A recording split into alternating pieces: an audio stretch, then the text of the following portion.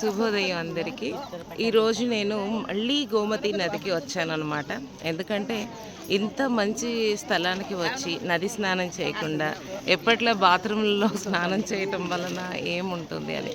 కానీ మొన్న విషయం ఏంటంటే, మొన్న వచ్చినప్పుడు నది స్నానం యొక్క ప్రాముఖ్యత తెలుసు, కానీ ఈ నది యొక్క ప్రాముఖ్యతని నేను తెలుసుకోకుండానే వచ్చానన్నమాట. బట్ ఇప్పుడు నేను ఈ నది యొక్క ప్రాముఖ్యత తెలుసుకున్న తర్వాత నేను ఖచ్చితంగా ఇందులో మరోసారి నాకు అవకాశం ఉన్న రోజు ఇక్కడ స్నానం చేయాలి. అంటే ఏదైతే మనం తెలియక కర్మలు చేస్తామో, పాప కర్మలను చేస్తామో, అంటే మనం తల్లిదండ్రులను ఏమైనా అని ఉండొచ్చు, తెలుసో తెలియకో గురువులతో నిందించి మాట్లాడుండొచ్చు, లేదంటే స్నేహితులను, బంధువులను, ఇలా ఎవరో ఒకరిని తెలియక మనం ఎవరినైతే హర్ట్ చేస్తామో దాని నుంచి ఖచ్చితంగా మనకి పాప కర్మలు వస్తాయి. సో అలాంటి పాప కర్మల్ని ఇలాంటి నది స్నానాల వల్లనే అవి రిమూవ్ చేయగలుగుతాయి అన్నమాట. కాబట్టి ఏమో నాకు తెలిసి నేను చేయలేదని నేను అనుకుంటాను.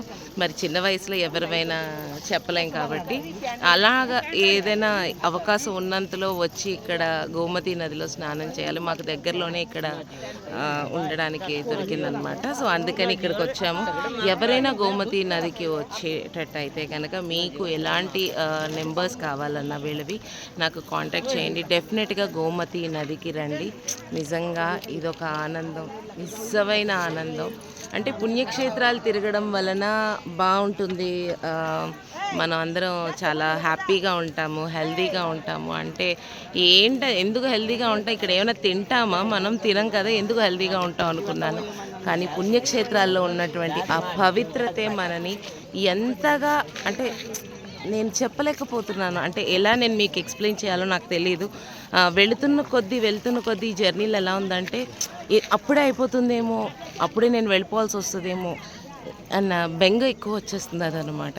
నిజంగానే ఇందులో ఇవన్నీ మహిమలు ఉన్న స్థలాలు. ఇంకా మాకు ట్రిప్ చాలా రోజులు ఉంది. అఫ్కోర్స్ ఇప్పటికి 3 రోజులు కంప్లీట్ అయ్యింది. ఇంకా ఆల్మోస్ట్ 7 days ఉన్నప్పటికీ కూడా ఇంకా బెంగ అప్పుడే మొదలైపోయిందమ్మా, ఎక్కడ వెళ్ళిపోవాల్సి వస్తుందో. భగవంతుడికి దగ్గరగా ఉండడం అంటే మన అమ్మ నాన్న, అమ్మమ్మ నానమ్మ, తాతగారు, అమ్మమ్మ నానమ్మలు, ఇంకా మావయ్యలు, అత్తలు, పెద్దమ్మలు, చిన్నమ్మలు, పిన్నులు, చిన్నాన్నగారులు అందరూ వచ్చి మన చుట్టూ ఉండి మేము ఉన్నామని ధైర్యంగా మనం హత్తుకుంటే ఎంత ధైర్యం వస్తుందో, ఎంత ఆనందం వస్తుందో, ఎంత భరోసా వస్తుందో. ఈ భగవంతుడి దగ్గరలో మనం ఉన్నప్పుడు, భగవంతుడికి దగ్గరగా మన మనసు భగవంతుడి దగ్గరగా ఉన్నప్పుడు కూడా అంత ధైర్యం పొందుతాం అనిపించింది నాకు.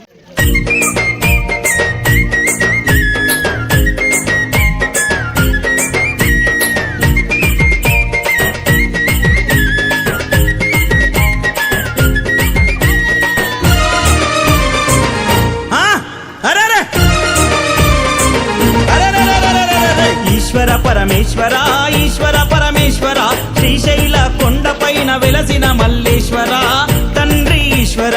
ఈశ్వర పరమేశ్వర ఈశ్వర పరమేశ్వర శ్రీశైల కొండపైన వెలసిన మల్లేశ్వర తండ్రి ఈశ్వర.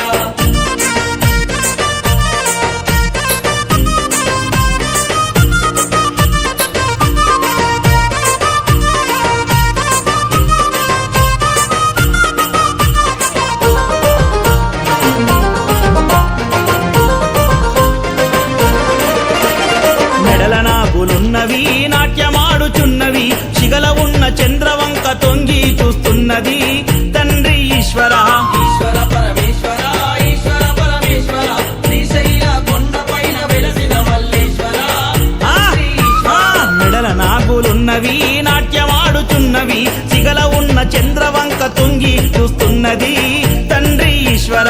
ఈశ్వర పరమేశ్వర ఈశ్వర పరమేశ్వర శ్రీశైల కొండపైన వెలసిన మల్లేశ్వర తండ్రి ఈశ్వర.